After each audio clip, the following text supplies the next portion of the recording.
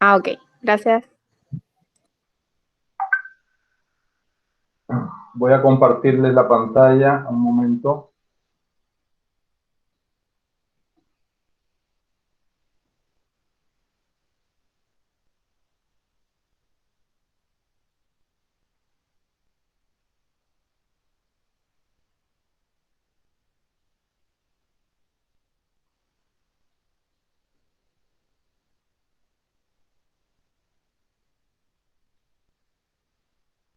¿Pueden ver la pantalla ya? Sí. Sí, doctor.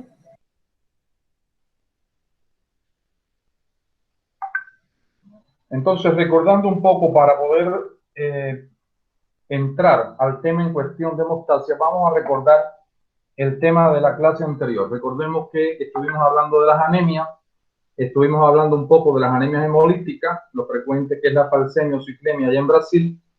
Estuvimos hablando de las anemias ferropénicas y de las anemias megaloblásticas. Y si recuerdan, yo les dije que en la clínica estas dos anemias se parecían mucho, pero tenían un elemento que era distintivo, un elemento que hacía su diagnóstico diferencial. Entonces quiero saber, Tiago, ponte en cámara ahí, déjame verte.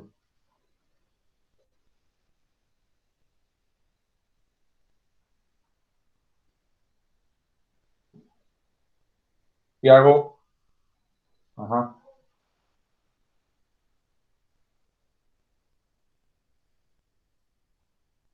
Tiago, esperamos por ti. Ya. Quita el micrófono, Tiago. Ya. Tiago, la pregunta es, ¿cuál es el diagnóstico diferencial? ¿Qué hace diferente una anemia por déficit de hierro de una anemia megaloblástica? ¿Cómo?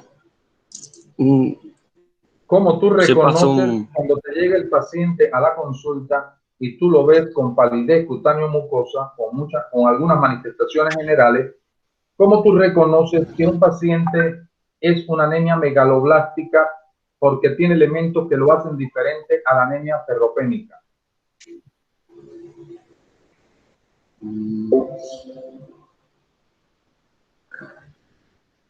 sería la diferencia,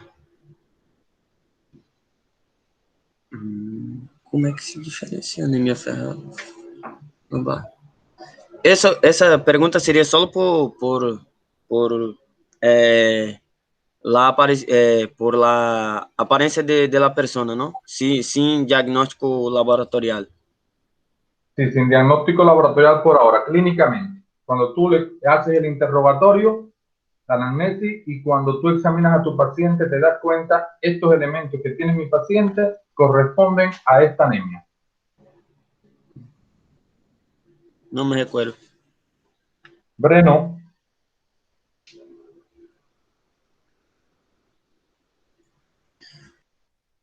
Tiago, acuérdate que no viniste a la clase anterior, por tanto tienes que revisar ese tema.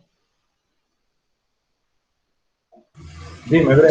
Sí, doctor, yo no tuve mucho tiempo de revisar todo. Tiene mucha actividad para hacer y trabajo para entregar, entonces no tuve mucho tiempo. Pero dale un tiempito a Fisiopato, que en esta semana Sí, solamente tienes que subir una sola actividad a la plataforma. sí, No sí, tienes sí, actividades de esta semana. sí, gracias. Breno. Doutor, me acuerdo que laboratorial el citoplasma va a ser mayor y el núcleo menor, no la megaloblástica. Pero clínicamente no me acuerdo de cómo ¿Y cómo se la llama eso, diferencia. Breno? En el laboratorio, ¿cómo se llama eso? Cuando tú ves la lámina periférica, ¿cómo se llama eso que estás diciendo? Un núcleo pequeño con una cromatina inmadura y un citoplasma bien desarrollado. Sería macrocítica. ¿Cómo? Macrocítica, Ah, por el ¿verdad? Se tamaño. llama macrocitosis. ¿Y cómo es la anemia por déficit de hierro? Sería, Si no me esta es acuerdo. macrocítica, si esta es macrocítica grandona, ¿cómo será la otra? Microcítica. Microcítica, ¿verdad? La anemia por déficit de hierro en el laboratorio es una anemia microcítica hipocrómica, poco teñida también. A Sí, sí. diferencia de la megaloblástica, que es una célula muy grande, impresiona grande, porque lo que sucede, como tú decías, es un núcleo pequeño con un citoplasma bien desarrollado. Breno, ¿quién participa en la maduración del núcleo? ¿Por qué es pequeño el núcleo?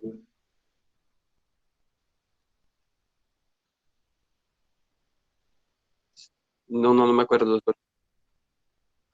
Vanessa, Seria la vitamina B12 e ácido fólico? ¿verdad? Porque si, Breno, si tengo un déficit, tengo una anemia megaloblástica, tengo déficit de vitamina B12 y ácido fólico, esos yo sé que participan en la maduración del núcleo. Por tanto, mi paciente tiene la célula con estas características. Bien, Vanessa.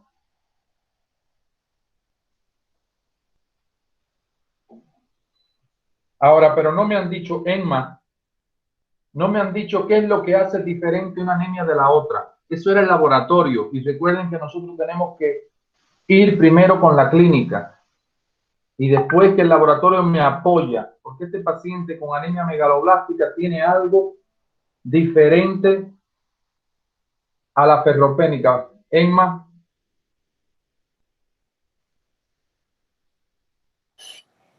Buen día, doctor.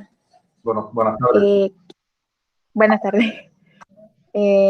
Recuerdo que en la anemia ferropénica, si no me equivoco, el aspecto de la palidez notoria en el paciente de piel y mucosa.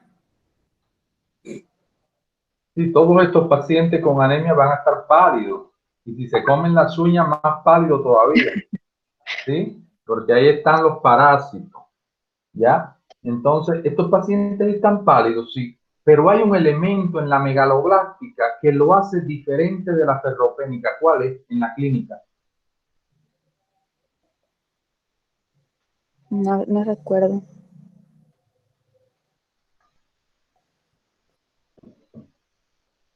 Hugo,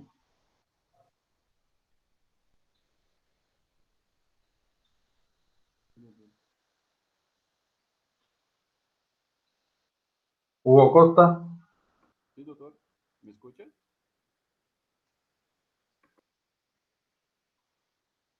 Doctor.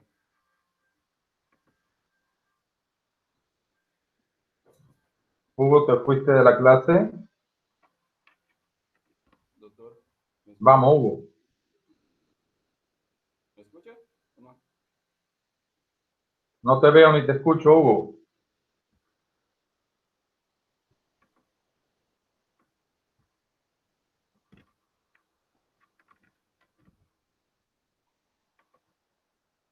Doctor.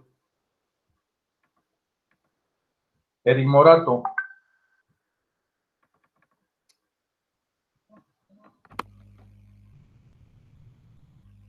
Sí, doctor. dime, Eric. Bueno, tenemos la No te veo, Eric. ferropénica. Ponte ahí para verte. Voy. Tenemos la ferrofénica, ¿no ve? Entonces, por ejemplo, la ferrofénica también depende de la causa, pero generalmente va a existir debilidad, fatiga, lo común, la palidez que es típico y bueno, ya para diferenciarlos habría una glotis con una atrofia. ¿Una qué? ¿Una qué? ¿Una qué? Glotis con atrofia. No, la glotis recuerda que es una estructura que tengo por acá, laringe. Ya, entonces habría glotis con atrofia. Si no me equivoco, Glositis, glositis. eso, glositis, perdón. No es lo mismo, glositis, Sí, aumento de la lengua, inflamación de la lengua. se me ha ido, perdón. Una glositis, habría una disfagia, estomatitis, gastritis. Luego la característica del pelo sería fino, se rompería con facilidad. También hay una causa que es muy común que sería la esplenomegalia. Y Una luego causa no, una manifestación. manifestación, perdón. Y luego una manifestación también de algo común que les ocurre a la mayoría de las mujeres sería un trastorno menstrual. Y luego la otra, que sería la macrocítica, los síntomas, pues lo mismo, mismos síntomas de la anemia común, a diferencia que tendría manifestaciones neurológicas y manifestaciones gastrointestinales también. Muy bien, Eric. Muchacho, eso hay que saberlo. Y ahí de todo lo que dijo Eric, me interesa mucho que cuando vean un paciente con palidez cutáneo mucosa que sospechen anemia y tenga manifestaciones neurológicas, y hablamos de las manifestaciones sensoriales y manifestaciones motoras. Recuerden que este paciente tenía sobre todo trastorno con la batiestesia y con la palestesia y tenía problemas de Romberg positivo. Entonces, paciente con manifestaciones sensoriales y manifestaciones motoras del equilibrio, en pálido, me viene a la mente enseguida anemia megaloblástica. Muy bien, Eric.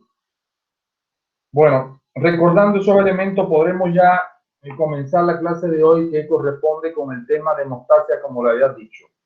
Y recuerden que este tema, el resultado que queremos al terminar la clase es que ustedes entiendan, ¿verdad? Y puedan argumentar cuando ya en la clase de la semana que viene veamos el caso clínico, ustedes puedan interpretar y argumentar desde los trastornos que tiene el paciente desde el punto de vista funcional, cómo se manifiesta en la clínica, y podamos entonces poder llegar a diagnósticos más adecuados. Es decir, que por ahí estaría el objetivo de esta actividad o la competencia que nosotros necesitamos entender.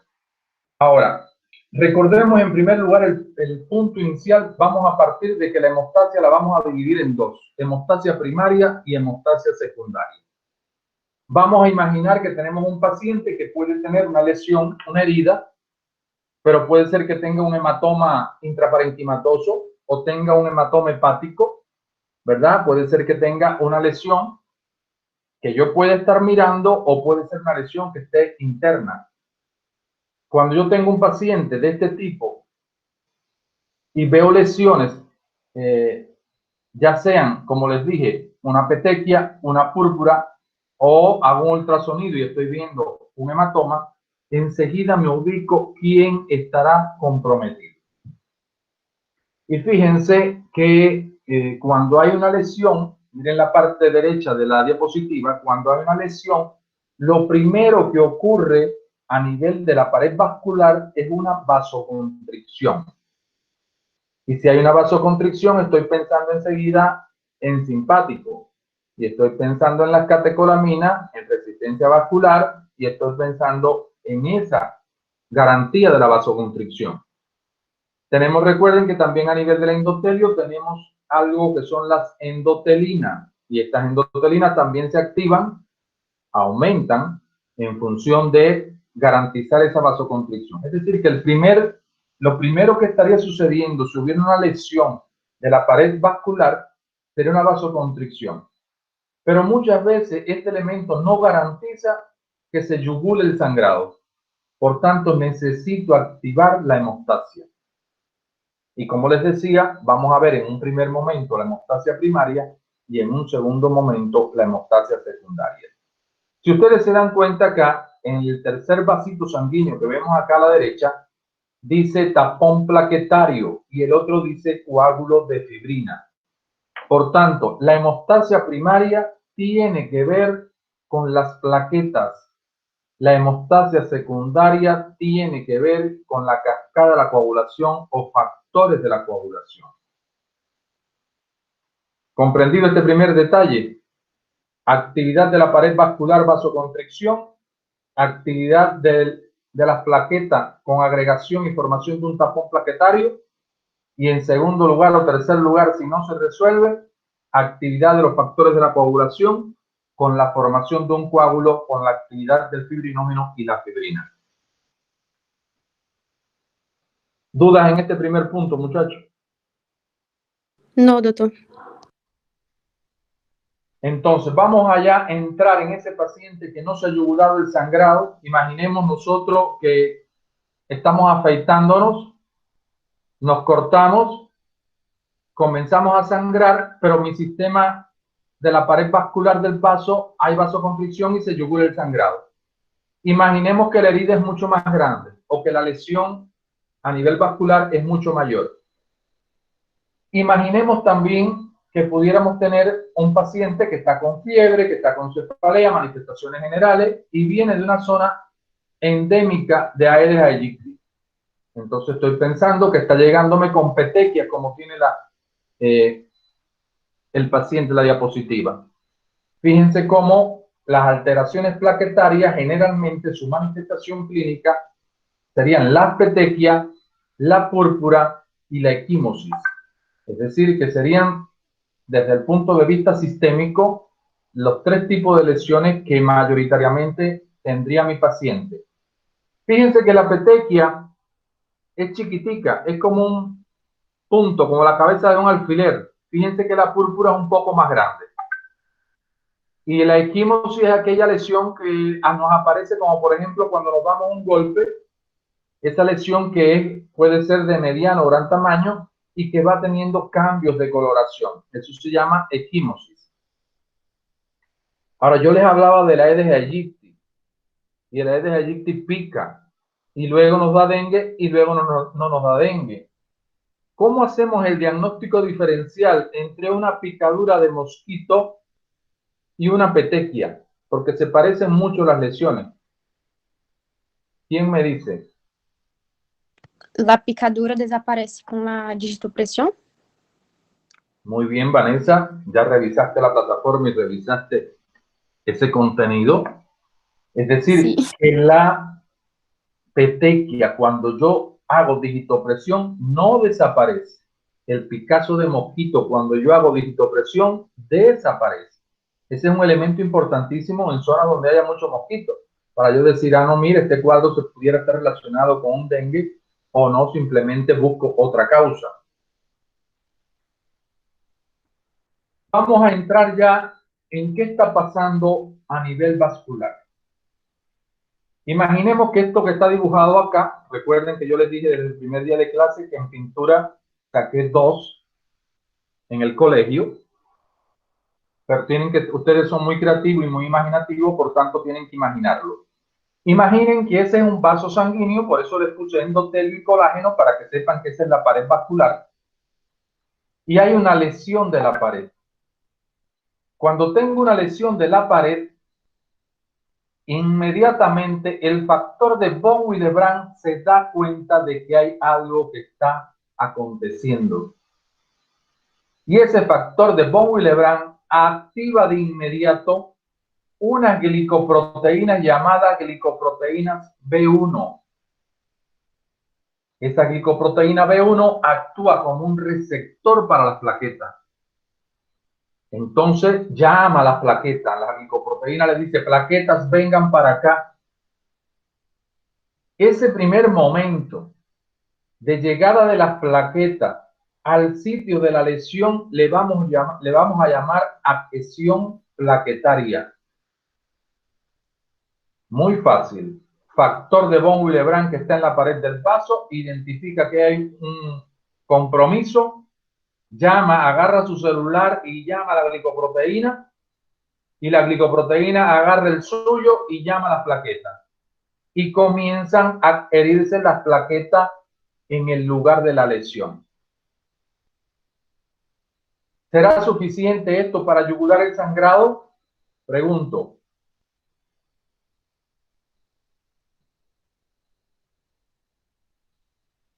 No. ¿Verdad? Va a depender de la lesión también, va a depender del tipo de lesión, pero en la mayor parte de los casos voy a necesitar que haya más plaqueta en este sitio. Por tanto, este primer momento le vamos a llamar adhesión plaquetaria, pero necesitamos de un segundo momento. Entonces, miren acá a la izquierda de la diapositiva. Aquí he dibujado, he puesto allá en la otra pared del vaso. Vamos a imaginar, recuerden que la pared de las células está formada por una bicapa lipídica y ahí le he puesto fosfolípidos de la membrana celular. Recordemos esto de cardiovascular, de neurológico. Recordemos que cuando hay necesidad o desde el punto de vista fisiológico o en la formación de la placa de ateroma cuando estuvimos hablando, estos fosfolípidos de las membranas celulares son activados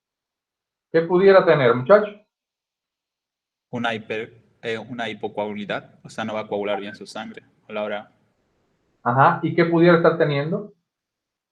No se me ocurre. Tiago.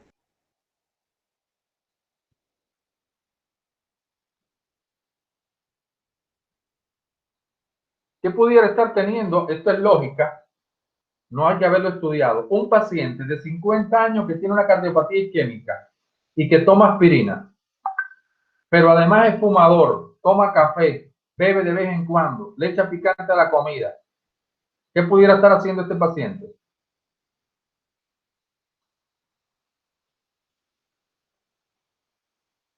Los llevo más.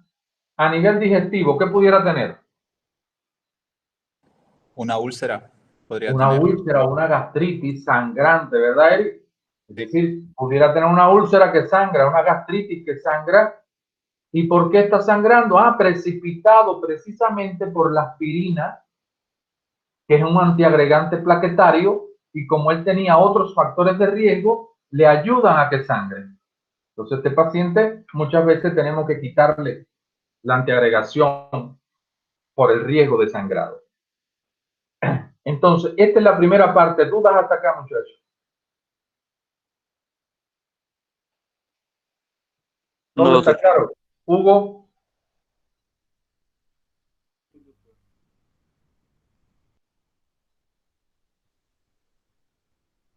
Hugo, ¿vas entendiendo, Hugo? Sí, sí, creo que sí. ¿Me escucha, doctor? Veo a Hugo, se escapa. Doctor, ¿me escucha? Doctor. Vamos a pasar a la hemostasia secundaria. Entonces yo les decía a ustedes que la hemostasia secundaria tenía que ver con los factores de la coagulación. ¿Ya han estudiado este tema ustedes en otra asignatura? En biología molecular, por allá. Anatomía patológica. En anatomía patológica, doctor. ¿Lo vieron? ¿Te lo aprendiste, Breno? No tengo que volver a estudiar. Bueno, yo quiero que cuando el profesor de hematología en octavo te pregunte, ¿usted algún profesor le dijo, le habló de esto? Tú le digas, sí, nos lo dieron en anatomía patológica y en fisiopato 2. Y cuando te diga, a ver, háblanos, Breno, tú puedas decirle algo a ese profesor. Porque te lo voy a estar dando, se lo vamos a estar explicando muy didáctico para que puedan entenderlo y lo puedan recordar. Vamos a comenzar por la vía intrínseca, es decir, para estudiarlo, en el organismo funciona todo al unísono, pero para estudiarlo lo vamos a ver en tres vías. La vía intrínseca, que es esa que está horizontal, la vía extrínseca, que parece una pistolita, y la vía común, porque hay factores que son de las dos vías. Vamos a comenzar por la primera vía, por la primera que fue descrita también, la vía intrínseca. Y vamos a poner al factor 10 en el medio. Y vamos a ponerle los extremos al factor 10. Sería el 12 y el 1. Vanessa, ¿cuáles son las parejas de esos tres factores? Pareja del 12, Vanessa. No sé, doctor. No me acuerdo ahora. Pareja del 12. ¿Cuál es la pareja del 12? ¿No entiendes la pregunta? No. ¿Qué es lo que es pareja, Vanessa? Casal. Breno es pareja tuya. Sí. ¿Cuál sería la pareja del 12?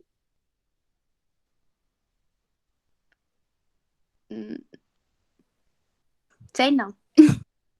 No, Vanessa. Eri, Doctor, la pareja del 12, ¿cuál es?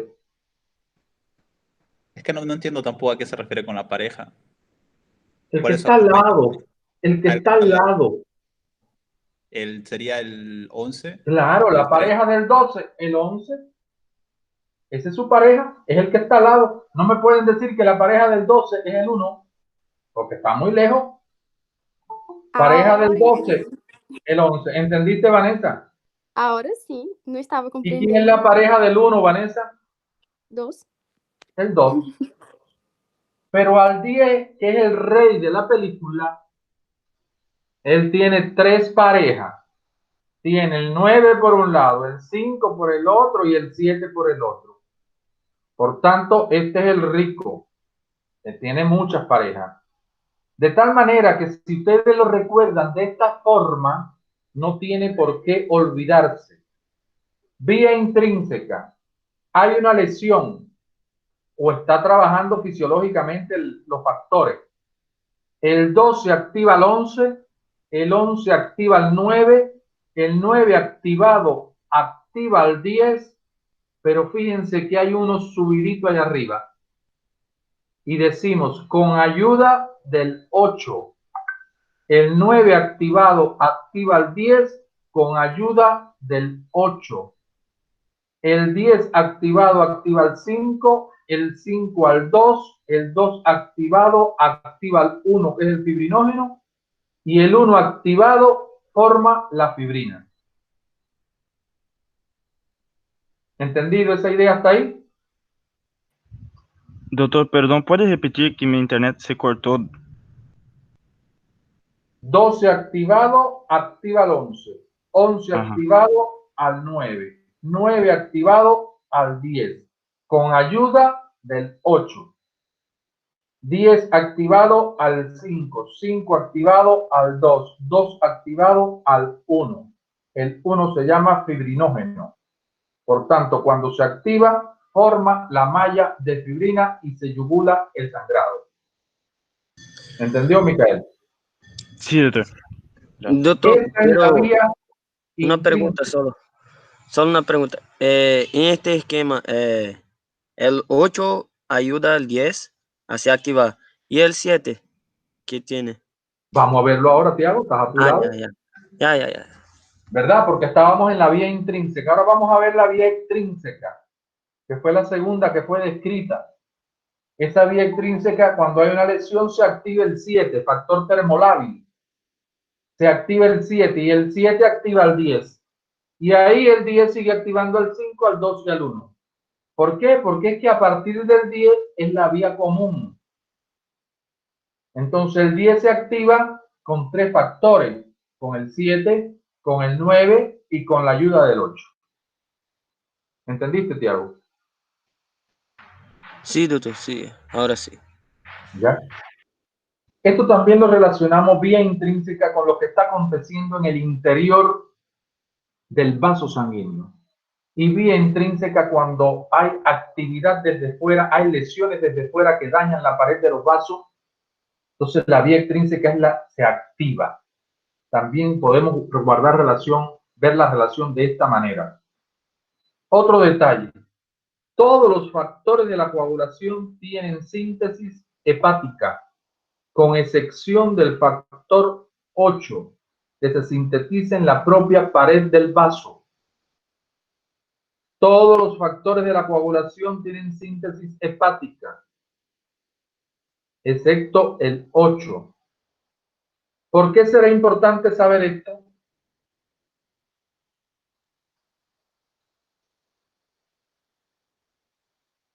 Micael. Porque el 8 ayuda el factor 9. ¿Por qué será importante, Micael, saber que todos los factores se sintetizan en el hígado?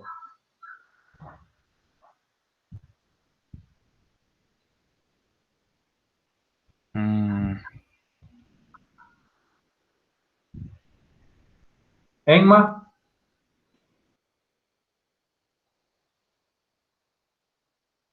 No recuerdo, doctor. No, no es que lo recuerden, es una cosa que tengo que pensarlo.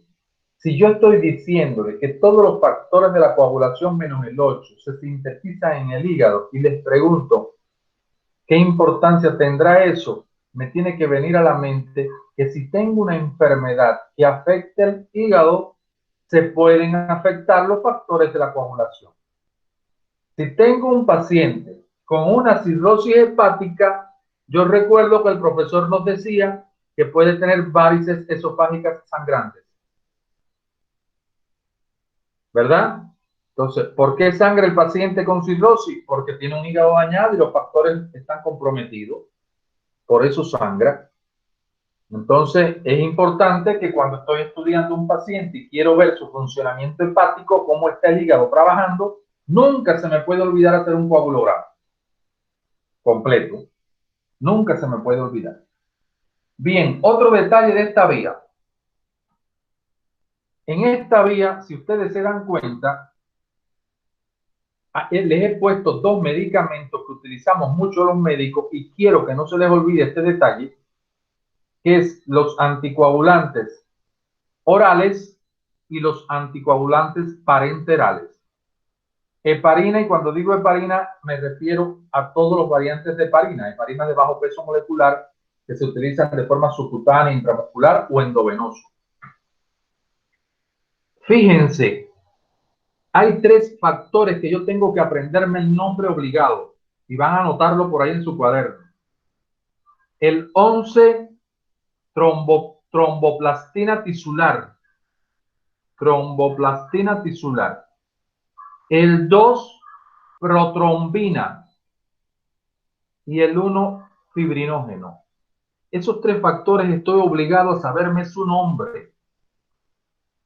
Vamos a comenzar con el factor 2 que se llama protrombina.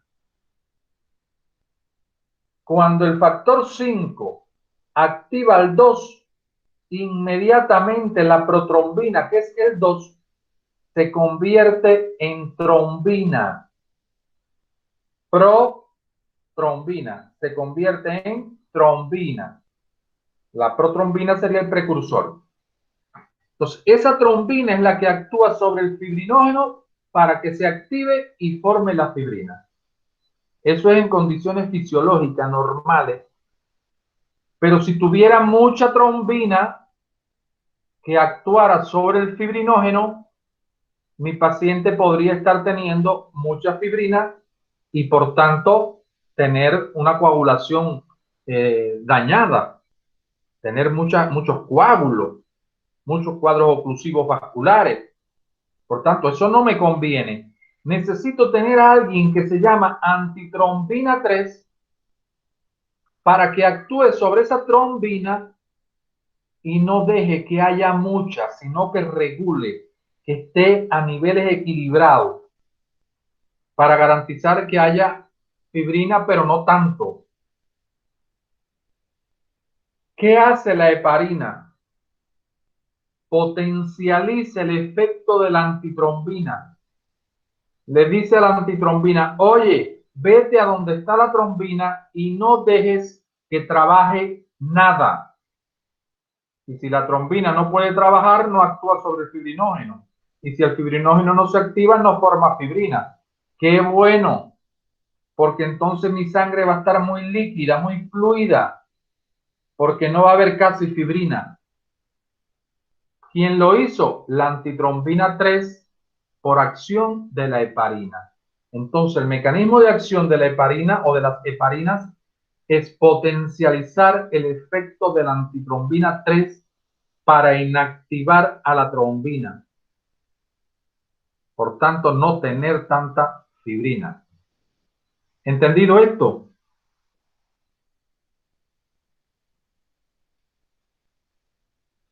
¿Comprendieron esto, Micael, Tiago, Eric? Sí. La heparina potencializa el efecto de la trombina o de la protrombina, doctor? No, potencializa el efecto de la antitrombina. Antitrombina. Esta acá adelante. Y si yo tengo mucha antitrombina, bloqueo a la trombina. Yeah. Entonces mi sangre, por eso es que nosotros a los pacientes con riesgo de tener un tromboembolismo pulmonar, le ponemos heparina, que es el paciente con trombosis venosa, ¿verdad? Ese paciente le ponemos heparina para que su sangre esté bastante fluida, bastante líquida y no haya mucha formación de fibrina. Doutor, una pregunta. Y en caso de mujeres que tienen una menstruación que tiene en gran cantidad. Nos damos la heparina y... ¿Me escucha? Sí, te escucho. Y cuando le damos heparina y está en su periodo de menstruación, se, se, se da una anemia o algo así. Claro, si yo tengo una paciente que tiene un trastorno menstrual, y estoy hablando de trastorno, no la menstruación normal. La menstruación normal no debe haber problema, porque eso es fisiológico. Esa es una sangre que tengo Sí, que sí. eliminar sí o sí. Pero a alguna paciente que tenga un fibroma uterino, que tenga un cáncer cervicuterino, o que tenga una coagulopatía por otro problema, y que además le dé sangrado vaginal, si yo le pongo heparina, por supuesto que puede tener más sangramiento uterino. Entonces tengo que evitarlo. Ya, ¿Ya? ya. Vamos a ver ahora qué pasa con la otra vía, con la vía extrínseca y con el medicamento duro de esta vía, por así decirlo, que es la warfarina. Fíjense que yo les decía al inicio que la vía extrínseca que comienza en el 7 va al 10 por acción del 9, activa el 5, el 2 y el 1, parecía una pistola, ¿verdad? Pistola, ¿sabe lo que digo? Los brasileros, pistola. Sí. Sí, doctor. Y yo sé que las pistolas se utilizan en la guerra.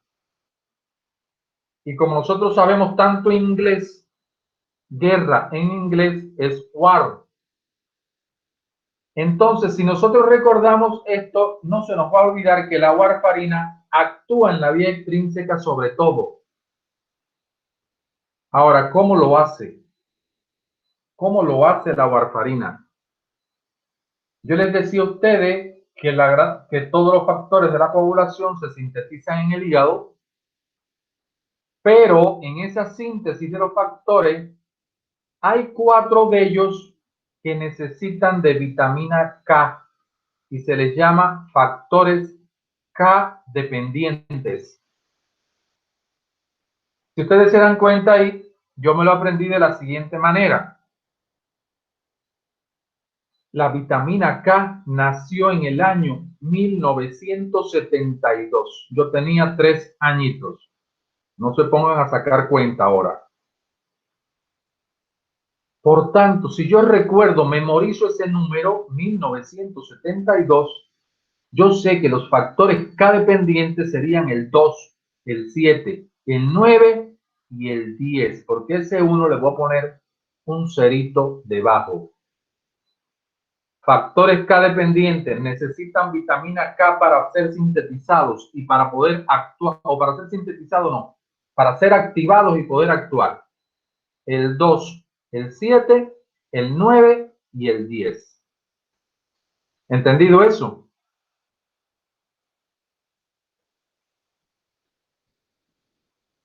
Muchachos, Vanessa. Entendi mais ou menos. Tenho que revisar o vídeo, porque se não vai, não. É complicado, doutor.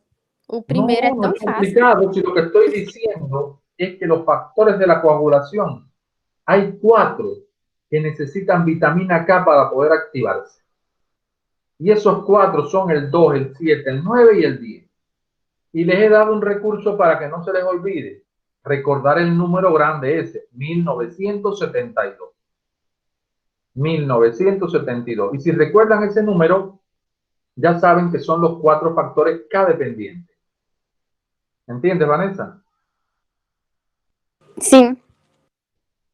Entonces, la vitamina K, para que sea activa, necesita de una enzima, la epóxido reductasa. Epóxido reductasa.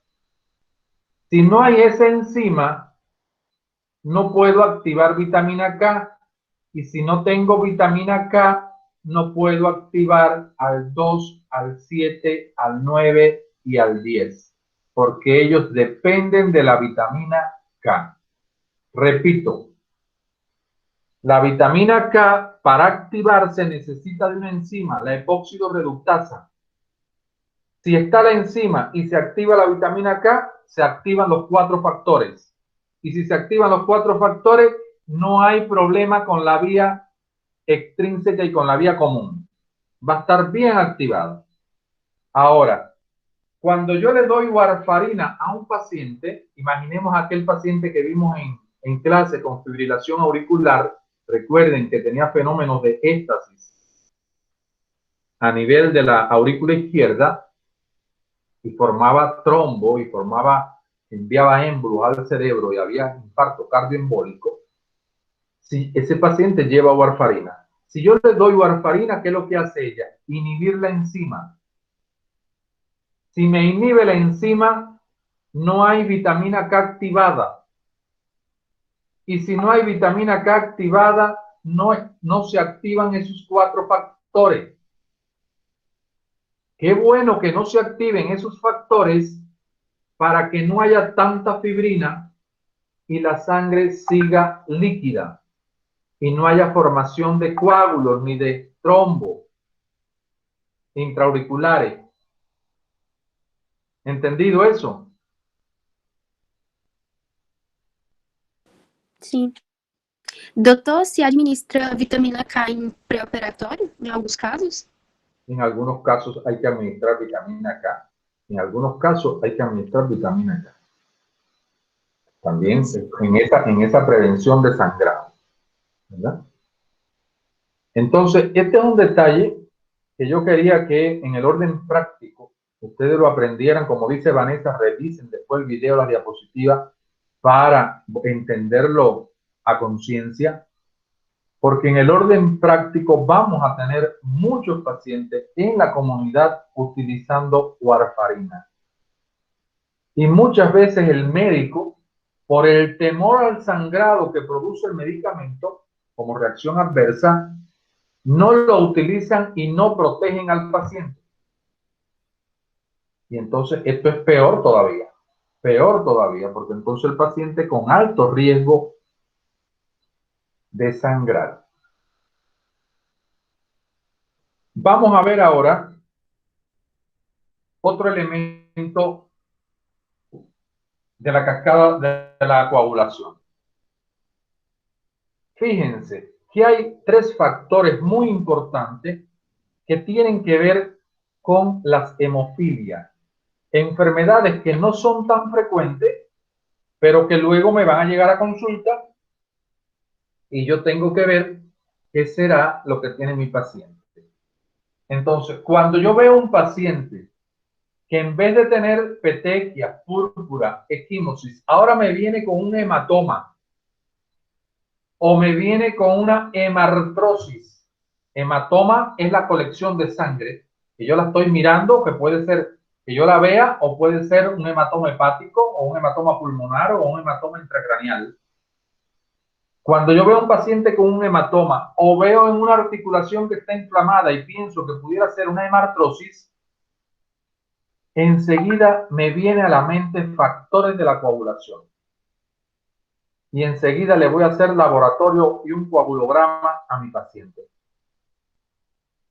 Ahora bien, para no olvidar, hemofilias tienen que ver con los factores 8, 9 y 10. Y están en orden. Discúlpenme, 8, 9 y 11. Están en orden. Ahí dejamos al 10 afuera. Déficit del factor 8, hemofilia A. Déficit del factor 9, hemofilia B. Y déficit del factor 11, hemofilia C. Yo les decía al principio que era importante saber cómo se llamaba el 11. Y se llama tromboplastina tisular. ¿Por qué era importante? Porque hay un complementario que se llama tiempo parcial de tromboplastina, que está en valores entre 25 y 35. Si yo tuviera un déficit de uno de estos factores, del 8, del 9 y del 11, el tiempo se va a prolongar, porque es el complementario que me evalúa la vía intrínseca. Entonces, si yo no tengo factor 8, el 10 va a tardar más en activarse. Si no tengo factor 9, el 10 va a tardar más en activarse. Si no tengo factor 11, el 9 va a tardar mucho en activarse. Por tanto, ¿cómo me va a dar el complementario? Prolongado, por encima de 35. Entonces, para mí es muy importante que me llegue un paciente que está quejando dolor articular, le veo la rodilla, está sumamente inflamada, tiene antecedentes familiares quizás, en algún momento ha tenido petequias, púrpura u otra lesión vascular, le hago un coagulograma y lo que yo espero obtener es que el tiempo de protrombina, el tiempo parcial de tromboplastina, disculpen, esté prolongado. Por eso en las hemofilias siempre este tiempo está prolongado. Esa es una primera relación de la cascada con el laboratorio. Tenerlo presente. Por supuesto que si yo tengo sospecha de hemofilia, voy a hacer referencia al hematólogo y él va a hacer otros estudios en busca de qué tipo de hemofilia tiene mi paciente. Por otra parte, si yo estoy utilizando heparina, tengo que seguir a mi paciente también con el coagulograma. ¿Por qué? Porque yo sé que la heparina va a estar potencializando la acción de la antitrombina. Y voy a ver cómo está el tiempo de parcial de tromboplastina, pero voy a ver también cómo está el tiempo de protrombina, que es esto que está aquí abajo. Y más que para la heparina, porque la heparina la utilizamos generalmente intrahospitalario, la warfarina, que la vamos a usar en la comunidad. Cuando yo indico warfarina a algún paciente, estoy obligado a seguir a mi paciente con tiempo de protrombina o con INR. INR significa Index Normalized Ratio. Entonces, estoy obligado a seguir a mi paciente con estos complementarios. El primero valor es de 12 a 15, el segundo de 0,8 a 1,2. Ahora, hay un detalle con la warfarina. Si yo le estoy dando warfarina a mi paciente y yo quiero ver si realmente mi paciente está anticoagulado, que le está haciendo bien el efecto, el tiempo de protrombina tiene que ser el doble o 2 veces y medio el valor del laboratorio. ¿Cómo me informa el técnico? El técnico me informa tiempo de protrombina, control 14. Por eso yo le pongo 12 a 15. El control siempre va a estar en 12, en 13, en 14 o en 15. Ese es un número fijo que el técnico me va a poner. Tiempo de protrombina, control 14. Si yo tengo un paciente que toma warfarina y les estoy diciendo que para estar anticoagulado, Emma, escúchame, Emma, un paciente que el control es 14, toma warfarina y yo te digo que para estar anticoagulado tiene que estar 2 veces o 2 veces y medio el control, ¿en cuánto tú esperarías que te llegara el resultado?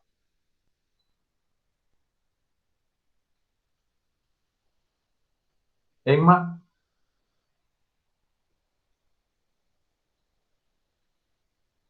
Sí, doctor, lo escuché. Dime.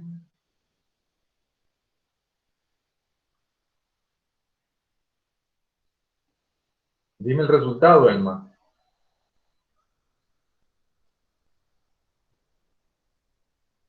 ¿Quién sabe?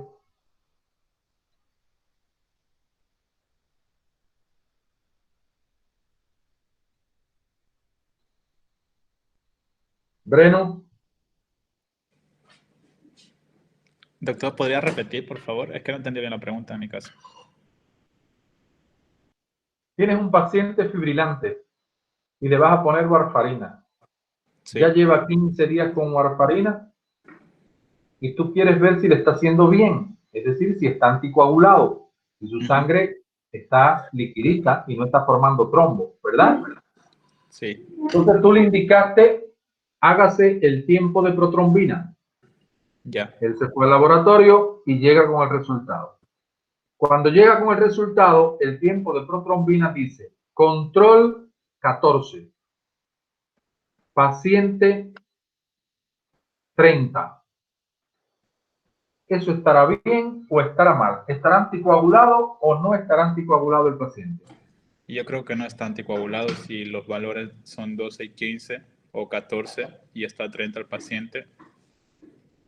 Ese es en un paciente normal que no toma warfarina.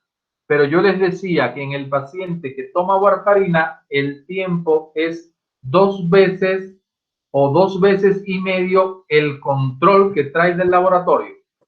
Entonces estaría normal. Si el paciente ¿Por qué? porque si es lo normal son 14 y el doble en un paciente que está tomando warfarina sería 28 a 30 y el paciente tiene 30, pues está dentro de los valores normales. Está dentro del valor normal. Es decir, Vale. si el control el técnico me lo informa en 14 y está tomando warfarina mi paciente, para yo decir que está anticoagulado tiene que estar entre 28 y 35. ¿De acuerdo, Eric? Sí, doctor. Voy a apuntarlo aquí. 28 porque es el doble, 14 y 14, 28. Y 35 porque sería 2 veces y medio. La mitad de 14, 7. 28 y 7, 35. Ahora, Emma, Sí, si este paciente me llegara, Emma, y en vez de tener 30, tuviera 24, ¿estará anticoagulado? estaría dentro del rango normal, ¿no? Pero si dijimos que era el doble y 14 y 14 es 28, y yo te estoy 12 diciendo y que 12 está en es 20. 24, ¿estará anticoagulado? No, estaría ¿Qué por... vas a hacer con el paciente?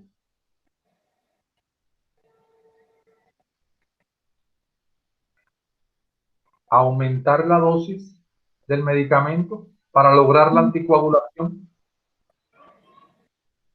Sí, ¿Entendió? Vanessa, ¿entendiste eso? Sim, doutor. ¿Verdad? Si se queda por debajo del rango, del intervalo ese, yo digo, mi paciente no está anticoagulado, por tanto, déjame aumentar la dosis. Todo lo contrario. Si mi paciente que tiene que estar entre 28 y 35 ahora me da 40, ¿qué haría yo como médico? Vanessa, si en vez de estar entre 28 y 35 ahora me da 40, Tem que barrar lá a concentração das doses? Porque la está demasiado? concentración de, ¿eh? De lá medicamento, de lá heparina, não? De lá de la warfarina, ¿verdad? Si se va por encima del intervalo, del rango que yo estoy esperando, quiere decir que la dosis es muy alta. Tengo que bajarle la dosis a mi paciente. ¿Por qué? Porque si lo dejo con esa dosis, corro el riesgo de que me sangre mi paciente. Entonces, esa es la importancia de todo paciente con warfarina, el seguimiento con el tiempo o con el INR. Con el IRR no hay problema. Si tengo INR es mucho más cómodo. Si está por debajo de 0,8, aumento la dosis. Si está por encima de 1,2, bajo la dosis. ¿Entendido esto, muchachos? ¿Dudas en relación con este tema? Este sería la hemostasia secundaria y la hemostasia primaria. ¿Dudas en relación con esto?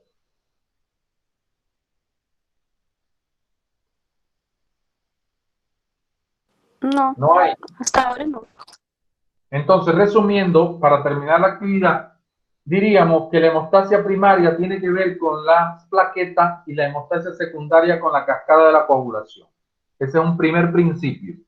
Diríamos también que cuando tengo petequia, púrpura y equimosis, pienso en trastorno plaquetario.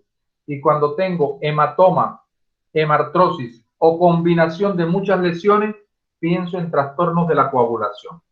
Esos son dos principios muy importantes de la clase. Y el tercer principio es la importancia de conocer el mecanismo de acción de los antiagregantes, la aspirina, y de los anticoagulantes heparina y warfarina, porque son medicamentos de uso muy práctico, muy frecuente.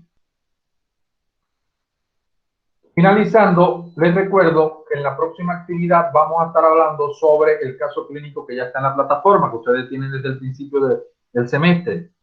Este caso clínico, vayan revisándolo para poderlo entender mejor en la próxima actividad, que sería el viernes. Y es un paciente que es bastante integral de todo lo que hemos avanzado en el semestre, porque no es un paciente que nada más tiene una sola enfermedad, sino es un paciente que tiene una pluripatología, 72 años, y es diabético. Por tanto, nosotros sabemos que los diabéticos se complican mucho, tienen complicaciones agudas y crónicas, y este es un paciente que tiene ese tipo de complicaciones. Pero además tiene enfermedades que guardan relación con el sistema que estamos viendo. Algo que quieran preguntarme.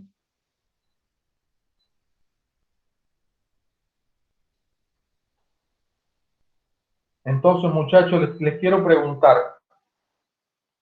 Ustedes tienen clase el viernes a las 9 de la mañana, ¿sí? Sí. Sí. ¿Podríamos estar junto con el otro subgrupo a las 7:30? Sí, doctor. Sí. Sí. Sí, doctor, no hay problema. Ya, Sí, porque doctor. como lo que vamos a hacer es analizar este caso clínico, ya desde en esa clase lo vemos completo para yo tener tiempo para ver las evaluaciones de los muchachos de las historias clínicas del hito 3, de los 10 puntos del hito 5. Entonces, los espero entonces el viernes 7:30 de la mañana, ¿de acuerdo? Ya, doctor. Ya terminamos. Gracias. Cuídense. Gracias, doctor. Gracias.